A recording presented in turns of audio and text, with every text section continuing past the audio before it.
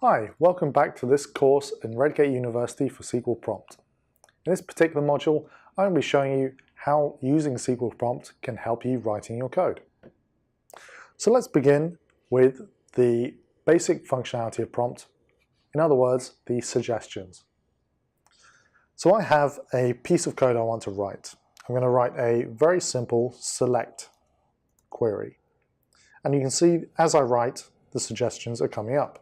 So select, and it'll also allow me to select objects.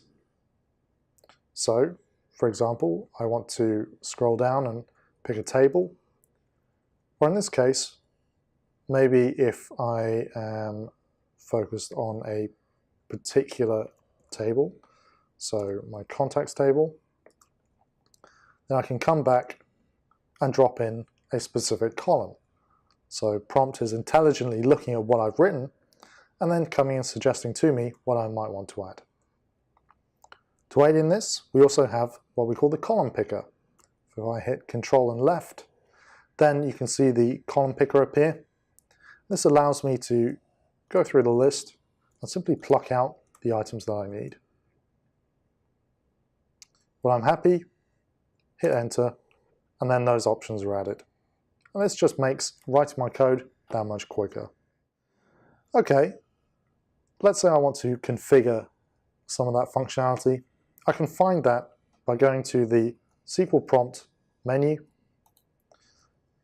then go to Options, and then the first Behavior tab will control a lot of that functionality.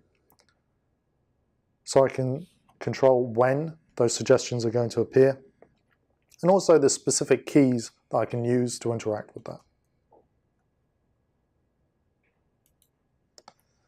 Also want to highlight the dependencies here.